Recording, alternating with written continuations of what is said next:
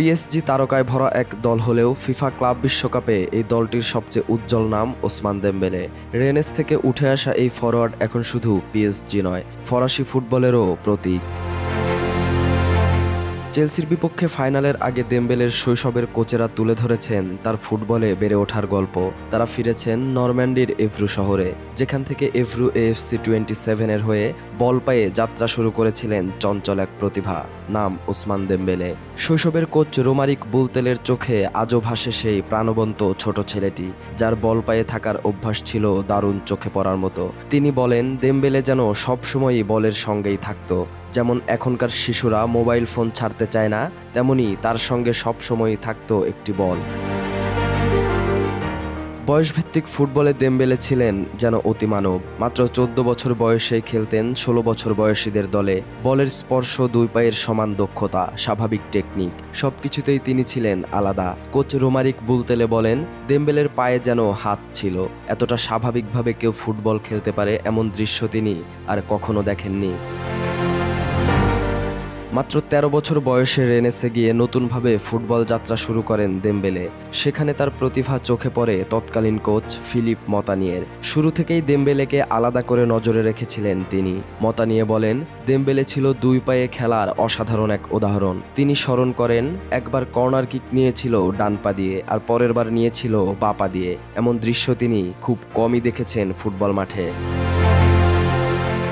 দেমবেলে সবসময় আত্মবিশ্বাসের প্রতীক। মাত্র 18 বছর বয়সেই তাকে দলের সুযোগ দেন কোচ ফিলিপ মতানিয়ে, আর দ্বিতীয় ম্যাচেই গোল করে নিজের উপস্থিতি জানান দেন। এক ম্যাচে নিজের ইচ্ছায় পেনাল্টি নেয়ার সিদ্ধান্তই যেন তার আত্মবিশ্বাসের প্রতিচ্ছবি। কোচ মতানিয়ে বলেন, দেমবেলে ছোটবেলা থেকেই জানতো কিভাবে দলকে অনুপ্রাণিত করতে হয়। দেমবেলের মধ্যে ছিল নেতার মতো ভাবধারা।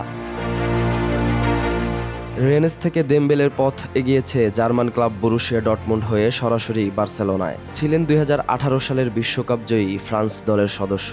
ছোট ক্লাব থেকে একেবারে বিশ্বমঞ্চে প্রত্যাশার পারত্ব ছিলই, সেই সাথে ছিল মানিয়ে নেয়ার চ্যালেঞ্জ। এতেই ঘন ঘন ইনজুরি আর বার্সার বেঞ্চে বসে কাটানো সময় নিয়ে সমালোচনা হয়েছে অনেক। তবুও দেমবেলে কখনো থেমে থাকেননি। এই তারকা ফুটবলার নিজের সম্পর্কে বলতে গিয়ে বলেন, আমি জানতাম না আমি এতটা প্রতিভাবান কিনা। শুধু জানতাম আমি ফুটবল ভালোবাসি, জিততে চাই, স্বপ্ন পূরণ করতে চাই। এখনও সেই লক্ষ্য নিয়েই খেলছি।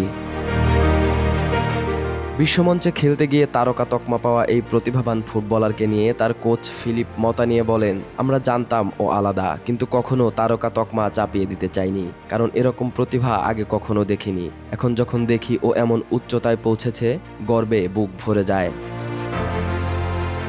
ফুটবলের সর্বোচ্চ শিরোপা ফুটবল বিশ্বকাপ আগেই জিতেছেন ওসমান দেমবেলে। এবার পিএসজির হয়ে চ্যাম্পিয়ন্স লিগ ট্রফিও উঠেছে তার হাতে। স্প্যানিশ সুপার কাপ, লিগ ওয়ানের শিরোপাও যুক্ত হয়েছে সাফল্যের তালিকায়। আর আজ যদি চেলসিকে হারিয়ে নিউ ইয়র্কের আকাশে উঁচিয়ে ধরেন ফিফা ক্লাব বিশ্বকাপ, তবে সেই ঝলক ফিরে যাবে তার শৈশবে, যেখানে লা মাদেলিন পাড়ার ছোট্ট ছেলেটি একদিন বলের পেছনে ছুটে গড়েছিল এক স্বপ্ন।